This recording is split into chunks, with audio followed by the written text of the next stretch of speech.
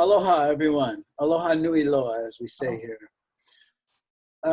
First of all, I want to say hello to all those around Chicago, which is the place of my birth, although I haven't lived there for many, many years, but I still have good friends. It's amazing to be able to connect with people via this medium. I gave a talk on the soul and soul transformation a month or so ago. And I think some of you may have been here for that. So I'm going to revisit a little bit about what I posited in that talk, which is the idea, very simple idea, that the soul was created in the image of its creator, with the possibility of becoming at one through love, by receiving love, the essence of the creator. I think this very simple concept was lost on me for many, many years. And today, speaking on soulmates, I generally, giving a talk, in fact, I don't think I've ever read from any notes. But today I'm going to read a little bit from notes just to give you a wide spectrum of ideas on soulmates. If we go back to ancient myths, well,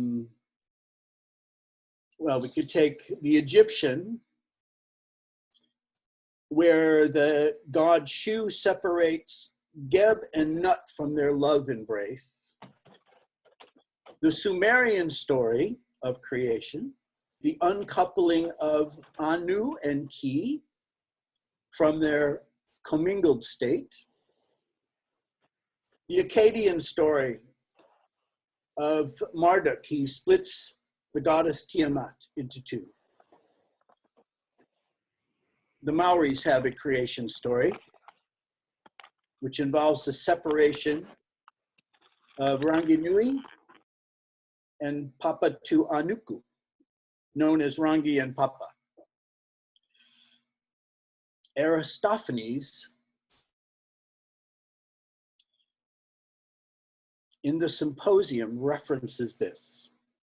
The Greek god Zeus cut the souls of humankind in half. The original body having been cut in half, each half yearned for the half that had been severed. Love is simply the name of the desire and the pursuit of the whole. And Plato takes that and says the original human nature was not as they are now, but originally three in number. There was the man, the woman, and the union of the two. Of course, the Chinese have the story about Pot and Ku, which is really the yin and yang principles.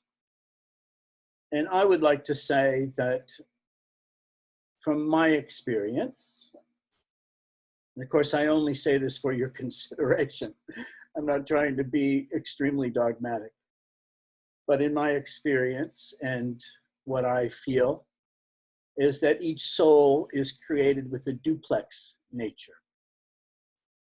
Now, generally, this is described as male and female, yin yang. But in spirit, souls don't have sexual organs. So, in many traditions, say it could be two men, two women, a man and a woman. So I would like to posit that as being something to be open to, so that we may embrace all of the children of the Creator and not want to exclude any. A fellow named Dr. Samuels, who received messages from celestial beings, he wrote this: human souls created by the Father are male and female in composition. At the time of incarnation, they divide into two component parts.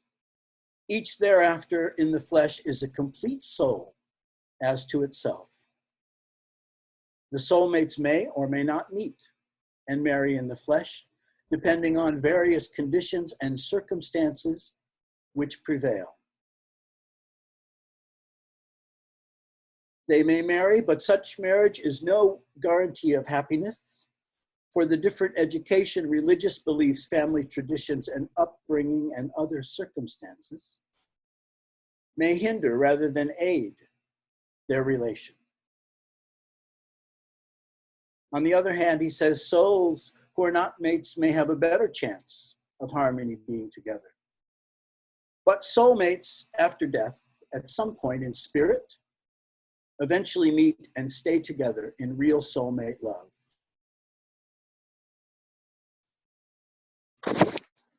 That's a lot to take in, as far as I'm concerned. Because I'm a minister and I've married thousands of couples, when I get a couple that is traditionally from Judaism, I like to read from Baal Shem Tov, who is considered the father of Hasidic Jews. And he, his thing was to celebrate God and to dance and sing and grow your beard out. And of course, now you have to do that. it's what was a freedom became now a restriction. Anyways, Baal had some wonderful things to say. And I read this sometimes at weddings. Baal Shem Tov, from every human being there rises a light that reaches straight to heaven. And when two souls that are destined to be together find each other, their streams of light flow together, and a single brighter light goes forth from their united being. So since we're in Judaism at the moment, I'll quote from the Zohar, which is a Talmudic book. Each soul and spirit prior to its entering into this world, consisting of male and female united into one being,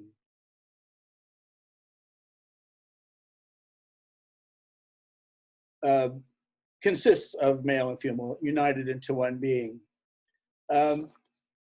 And finally, I couldn't go through all the indigenous people's beliefs around the world. There are many, and there are many, many ideas about soulmates.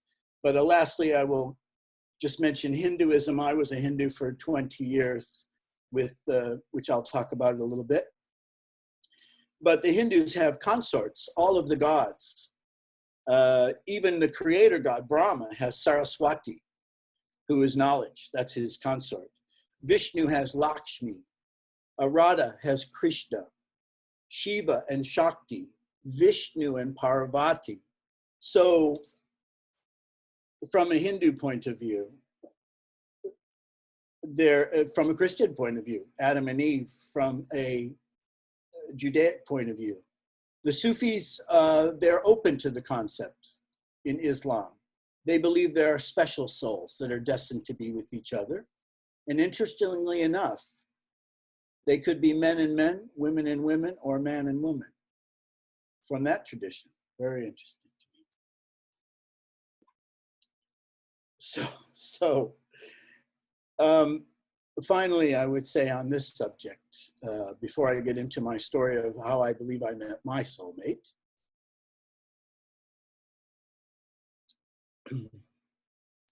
is the contemporary idea where soulmates this term has become ubiquitous. It's like so many, it's like divine. Chocolates are divine, everything's divine. And that's okay, that's kind of a universal idea. Everything is from the creator, so it's all divine. So people have a boyfriend, a girlfriend, it's their soulmate. They could be on their fifth marriage with their fifth soulmate. So soulmate has become this kind of very ubiquitous term to mean the person I'm with at the moment. I would say that there's a deep longing in every soul to merge with their other half. However that feels to anyone, I don't know. I can only speak for myself. I never thought about it much, really, in my seeking.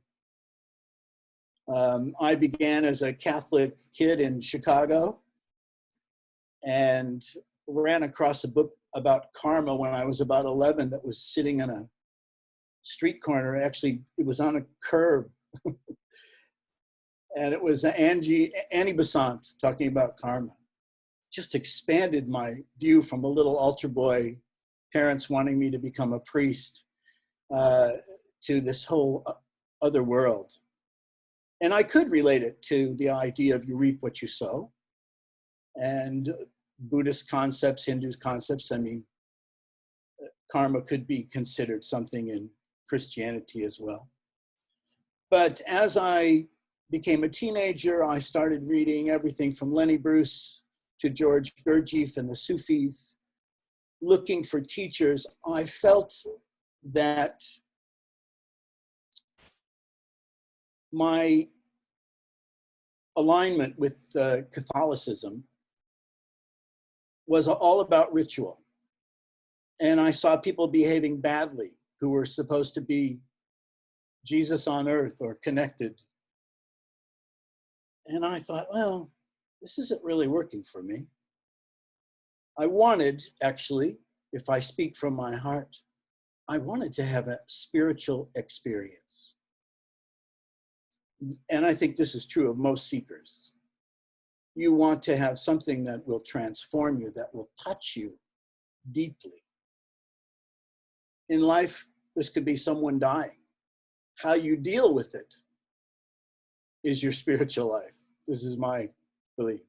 You can become alcoholic and never get over it. You can try and make love to everybody on the planet. Hopefully you won't get some bad disease. There are just many outlets. You can try to become the richest guy in the world, richest woman, the most powerful person. And I think many of people we consider the great saints and sages and philosophers often went through this fire of human life, trying to connect with something greater. And of course, I am aware that I'm speaking to a group that's afterlife, and I should probably say that I am a medium. And I've always been a musical medium. I've always been able to hear music and compose music. But as far as spirits or angels talking to me, this is fairly new experience. I don't understand it, but it's kind of amazing. So as a teenager, late teens, I discovered two things. I discovered a guru named Swami Rama, who's from the Himalayas, and he's in Chicago and he teaches yoga. And so I had read Autobiography of a Yogi. I had also read George Gurdjieff and was a part of Gurdjieff groups during that time. And Swami Rama kind of became my guru.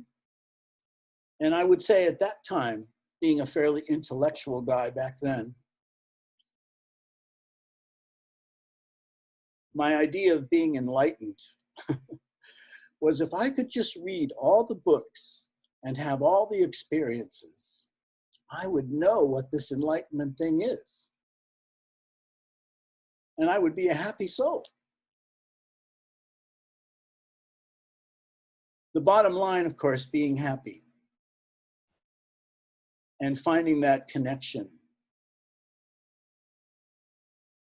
Now, this may happen to people reading Silver Birch, for instance, or those who communicate with celestial beings. And I would say when you're communicating with a celestial, a being who is in spirit coming from the afterlife, you feel this warm glow around your heart center. Yogananda came to me and he said, the heart is the door to the soul. If you open up that chakra, just called in Hinduism, anahata it's called, and you allow, the Creator touches your soul. If you're a medium, you have the third eye, ajna, and the sahasrara, above the seventh chakra. So you get this inflow and you feel this being come into you and want to speak or write through you, whatever it is. But on my path, I pursued many gurus. I had many satsangs. I wanted experiences, and man, did I get them. I can remember somebody tapping that third eye, and I just went into another world for 2 or 3 days, and it woke me up. And all of a sudden you see the world as what it is, in all its glory and beautiful harmony, despite all the crazy stuff that goes on, the inharmony. But waking up at that early age was too much for me. I remember just praying for it to stop. And then, of course, I missed it later on. So I had many gurus. I don't know if it's important for me to name them. But I studied Buddhism, of course, and Hindu gurus, Swami Satchidananda, Muktananda, Dafri Jan, Yogananda, my favorite guy, and my guide these days, Swami Rama, Ramana Maharshi. Of the Sufis, I very much loved, as many of you probably know, the writings of Rumi, who's a very famous poet, but also Hafiz. And Hafiz came about 100 years after Rumi. Spectacular writings. I felt that these guys, and there were others, Farud Attar would be one, Hakim Saneh, there was a list of all the Sufis. But these two in particular, they really touched on the divine. And they talked about afterlife. And they talked about connections with soulmates. And they talked about the God as the beloved, this divine romance.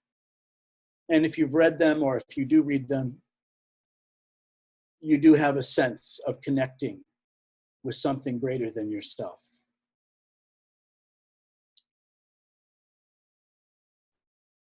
So I had this one guru that I used to go see and have these experiences of leaving my body and all this Kundalini energy, all this kind of stuff, which is exactly what I asked for. And one day I was sitting with this guru who they called him God, because that's in that tradition, it's if you have some kind of self-realization, you're God on earth. And I sat there and I just thought, I don't need this. I can go direct. I can make my own connection. And I left and I didn't look back. But I continued to meditate and pray, do my yoga. And a couple of years later, I fell into a very dark night of my soul. Not sure what precipitated this, maybe loneliness or feeling bad about my life and not feeling enlightened, not feeling all these experiences amounted to my soul being transformed in a way. So I just started to pray, very simply. Please, Creator, send me someone that will inform my soul, someone who has truth. I'm lonely and I'm in a very dark place. So this became my meditation. And a very short time after that, I was on my way to a folk club where I was going to play some music. And in the alley, I met a woman who asked me for directions. And this woman had this light around her. She was just beaming. And of course, I gave her directions and I asked her for her name, and she said her name was Care, and that she was working with homeless people, something like that, and that she also would go into this club and sometimes recite poetry. This meeting with this woman was an absolute, I don't know what the correct word is. I don't know if epiphany would describe it. This was a game changer, a life changer. This energy, I couldn't even remember exactly what she looked like. I just thought in my soul, I felt whatever that person has, I don't. And I need to connect with this person. So I spent a month looking for this person, and I would find out, oh, Care, yes, she's living with homeless people. She's in a camp, or she's sleeping under a bridge, or she's staying with this person. I had no idea what to make of this. And I was living in a house with musicians at the time. And so about a month later, I told several people about meeting this person. And my roommate says, I met that woman Care that you talked about. And I told her that you've been talking about her and you really wanted to see her. She said she'd be delighted to see you. She'll be at that place tomorrow night, if you go. I thought, oh, definitely I'm going. So it was around Christmas time. I don't remember the exact date. I think maybe somewhere the week between Christmas and New Year's. It was in Texas, so it was cold, but no snow or anything like that. So I go to this folk club, and she's there and wearing no shoes. She didn't wear shoes unless it was mandated to go into a restaurant or something like that. So we sat down, we had a cup of peppermint tea, and we talked about our spiritual lives. And she said she was a divine love person, and that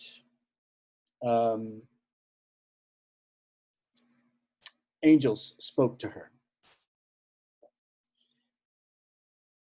So we had a conversation about this, and she said, would you like to go see where the angels talk to me? And I said, yeah, that'd be great. So she said, do you have a car? Yes. So we get in my car, and she sits in the back seat. So I'm kind of thinking, this is not a date, but it's okay, because this is wonderful. And on the way there, we're driving outside. This is Austin, Texas. We're driving outside, which used to be absolute country, no lights, hardly any buildings. And she starts to have a prayer, and I'm completely ready to be offended by this prayer, because I think it's going to be all about some, I don't know, the blood of Jesus or something that I'm not into. And it's just a beautiful prayer, asking the Creator to bless us. And it just lifted the whole car, like we were floating. I'm driving, and there's no wheels. I'm just floating. And so we drive outside of town, and the moon is out, and we get to this house up this long drive out in the country. And of course, it's Austin, Texas, so it's kind of scrub, cactus, and mesquite, and a few trees here and there. And this house, which I recognize as the owner's house of the club that we just at. So I get out of the car and I start walking towards the house. And she says, no, we're going over here. Okay. So I follow her, and this wonderful energy. And there's a lawn, very odd in that part of the world, a lawn of grass with these tall pine trees. And she gets down and she gets on her knees and she gets quiet. And so I want to be respectful, because I'm feeling a lot of love from this soul. And I get down, kind of crouch down in my knees and in the grass. And she starts to have this conversation, this prayer. And I couldn't even hear all of it, but it was very beautiful, as I recall. And I closed my eyes, and there was a light flickering above me. And I thought somebody was shining a flashlight in my eyes, or it was the moon. And I look up and I saw these two beings made out of light, a man and a woman. They didn't have wings, sorry. They must have been 20 feet tall. And they were just beautiful. And they just scared the shit out of me. I mean, you know, I didn't really think I was going to see any extraterrestrials or angels or whatever these beings were. So I closed my eyes and I could still see them. Now at this point, I probably have peed in my pants and I'm shaking because I'm pretty scared. And I felt them come up to me and they put their hands on my shoulders, which was, of course, just calm me down. And they said, "Don't be afraid. We love you. God loves you. Don't be afraid. Go in peace. We love you." And they were gone. So after I recovered from that, a few minutes later, I looked over at Care and she said, "Yeah, this is where the angels talked to me." Kind of like, you know, I kind of told you that. So I asked her if she would marry me that very night. And we spent the next almost 4 years together. Lots of miracles, writing lots of music, children's plays. She solved murders for the police. She would go up to somebody and say, "My name is Care, and the angels told me your wife needs to get a second opinion." And it turned out that person's wife was diagnosed with 4th-stage cancer. And that person I saw a few weeks later said, "I need to talk to your wife."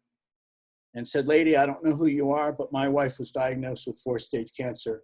And she went and got 2 second opinions, and she's completely cancer-free. Is it okay if I give you a hug?" So this was my everyday experience with Care and her children and my children, and lots of miracles. And she communicated with those in spirit on a very regular basis. And she told me she was going to die in a fiery car crash, she called it. And a year later, she did, with 4 people. At that point, my life had been inexplicably changed.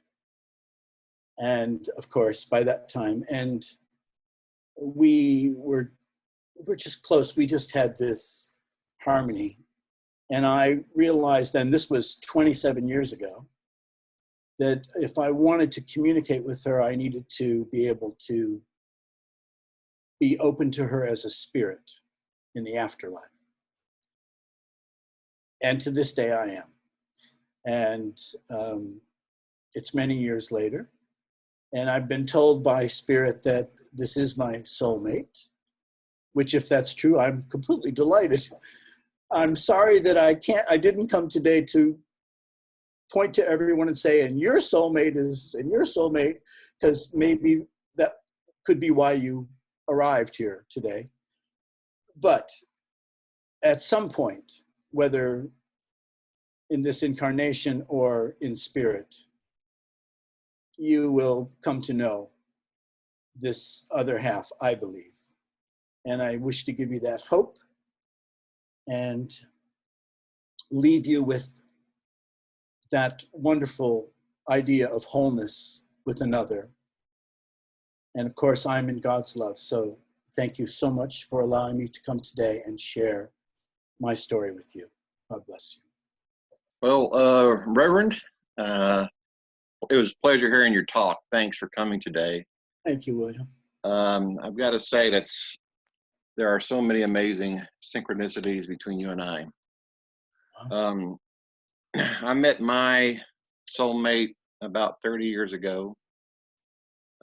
As you talk about miracles, and you talk about the light that becomes one, our life was transformed. Both of our lives were transformed when we met.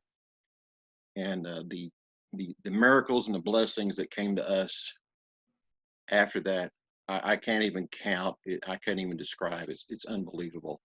And not just for us, but it blossomed out into our family and friends. Then she died in April of 2017, and that that grief was the worst thing I've ever felt in my life. It was despairing, and it was totally. I knew I couldn't live very long in that state. So I dedicated myself to being able to interact with her, to fostering our relationship, and use several practices to be able to do that. Of course, meditation. It's interesting. I'm also about a 20-year adherent of Maharaj Charan Singh Ji of Sant Mat. I mean, I did that for a long time, and I've been in other, had a similar path to what you're talking about, which all seemed to prepare me for this, what I was doing with my wife. And after about 4.5 months, I realized I hadn't had a serious bout of grief, you know, where you're curled up in your bed and you're sobbing and you're in a fetal position.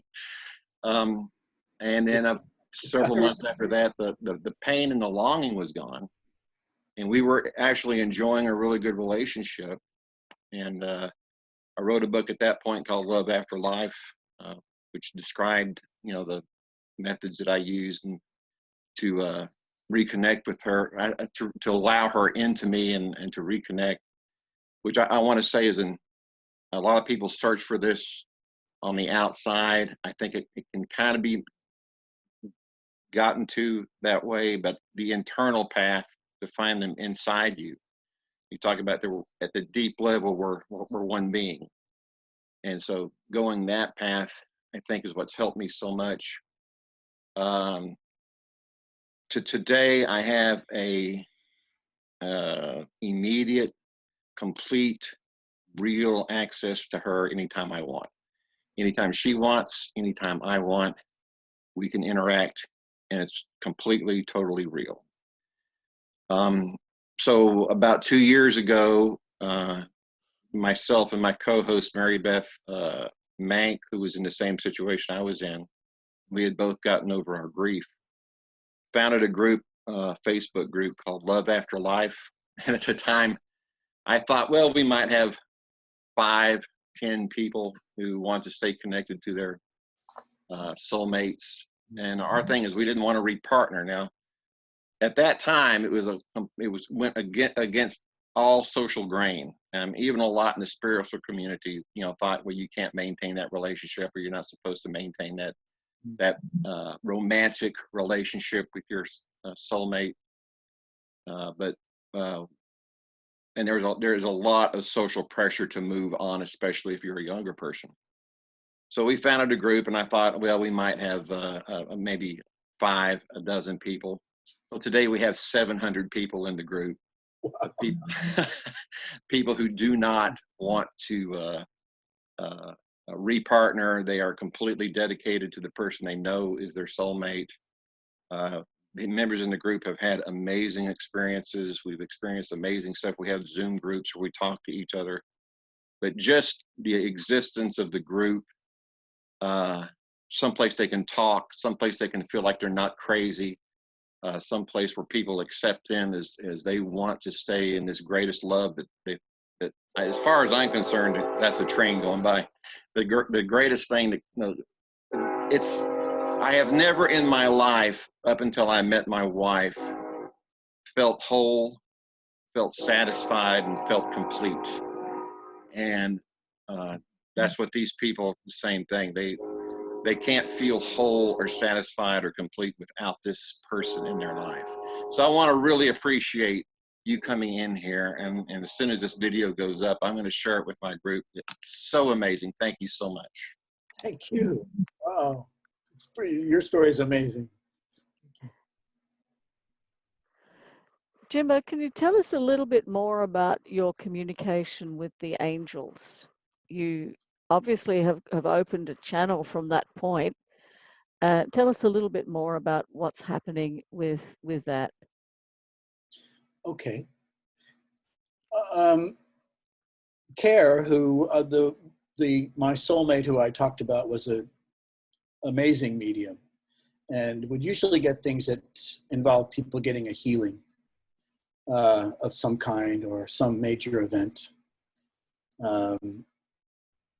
So for me, I had always received music, and the better the music was, the less I had to do with it. And I grew up as a musician, so I always try to take what you're hearing and put it into some kind of tangible form. I'm fairly good at that. I don't know. You do the best job you can. And then with Care, of course, I could just intuit what she'd say, or a medium would tell me that they had a message for me. And a couple of years ago, Al Fike, who's a friend and quite a good medium, said, Yogananda wants to speak through you, Jimbeau. And I said, well, Al, tell him to speak through you. It's like, you're the medium. Said, no, he wants to speak through you. And so for a year, he was telling me this, and I'm just saying no. So then Yogananda came to me in a very big way while I was in meditation and prayer. I could just feel him. And I turned my phone on and turned on record, and I could share that message with you. I can just tell you what I remember. He said, you don't think that you're a medium. Why have you been telling people for all these years that you receive music? And I said, well, that's different. And he said, no, it's not. He said, in fact, you don't even believe I'm speaking to you, but I am. Because you disagree with me on this subject. And he said, I would like to speak through you. And if I shared the message with you, and I'd be happy to do that if you want to write me or contact me. I've received many messages from him since. But it was because I had a knowledge of Hinduism, and I had a knowledge of divine love, both which he was deeply steeped in and still is, and he says he's a celestial now. And so my experience, to answer Wendy's question in a very roundabout way, is I go into deep prayer, I open to God's love, and like Yogananda suggested, while on earth, he would say, if your mind is getting in the way, raise your thoughts and say, God, I wish my soul to be one with your soul. Lift me up from my mind to my soul. My experience is that I open up my heart and God touches my soul. If I'm open, then in this area, which is the yogis call they call it the sixth chakra, but it's in all traditions, it's considered the doorway to the spirit world or the astral world. And people that see visions or talk to spirits or see them, they're seeing, generally we describe this as seeing with the third eye. So if you're in prayer from your soul, asking to connect to divine, you have this heart open, you have this eye open, and then you have the Sahasrara, the seventh chakra, the crown chakra, which extends to the heavens. And I feel this beam of light come in me. And that's been common, but then in the last year or so, I feel a spirit come up and start talking to me.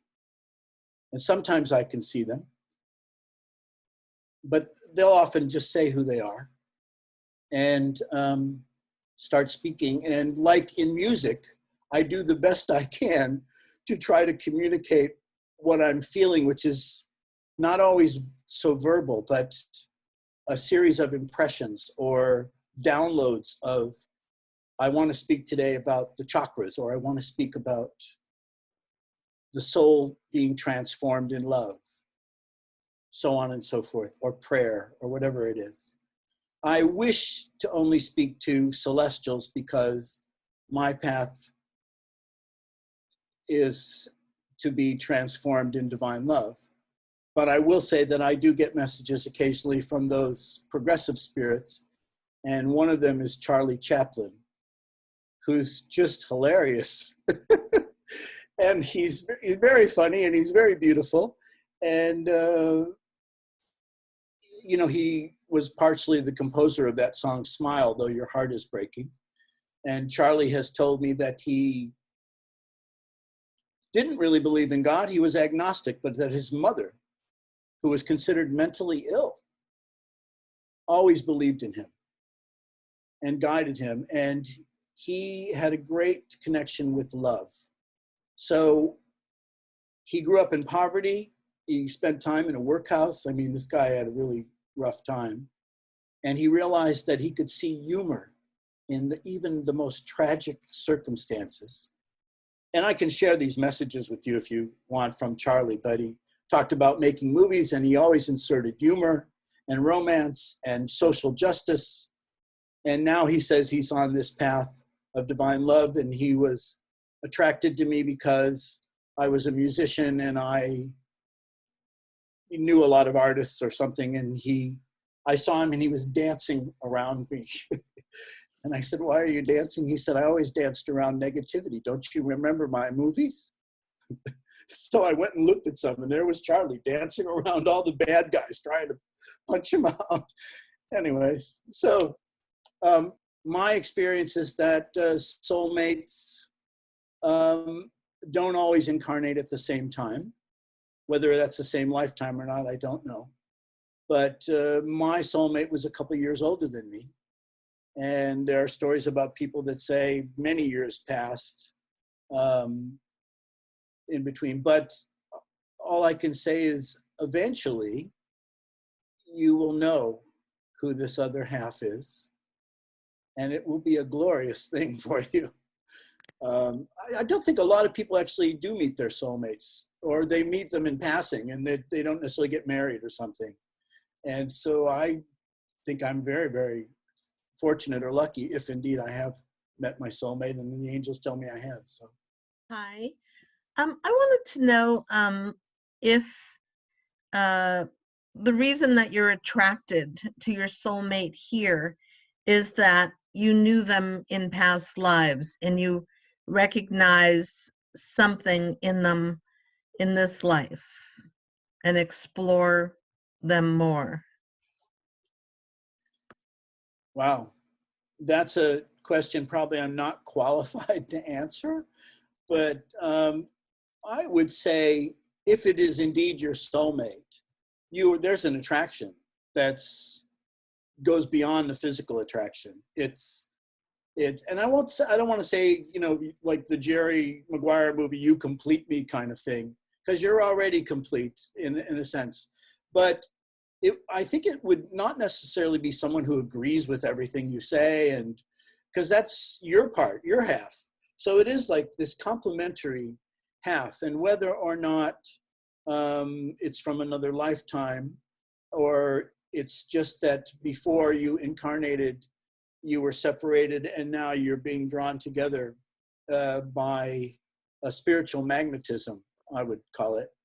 I don't know, but I think that from my experience with Care, there was just, when she passed, I felt like somebody had taken a saw and cut me in half. And as William said, the grief was very intense, but I allowed myself to go through it. And boy, at the other end of that is a beautiful light and love. So Daisy, I'm sorry if I didn't exactly answer, but I tried. As far as your person that you're having these similar experiences with, this happens to me when I'm with another medium and a spirit comes through. And this happened this morning, actually, at 7 a.m. Hawaii time. I was on a prayer with Al Fike, and St. Francis came through, or Francis, he just calls himself Francis. And I was not awake enough to actually take his message. And 3 seconds later, Al says, I am here, Francis. and delivered this message. And it was pretty much what I was feeling from Francis. So does that mean that Al's my soulmate? I don't think so, but certainly a soul friend, right? And on the same wavelength and picking up the same, for me, it's confirmation when two people are getting the same thing. And in fact, Al mentioned the colors that Sandra mentioned this morning, and Al rarely mentions colors. He's talked about some kind of purple and lavender and gold, and green was one of them, I think. I don't know. So there's some kind of light coming down to the earth plane from the celestials that I believe is helping us to be uplifted, to evolve, to progress spiritually. And this is a great time for all of us to make that connection. I love the way you tell stories. I lose myself in your stories. I remember, it helps me remember the feelings that I had when I met my soulmate. And it was wonderful. Thank you. Thank you.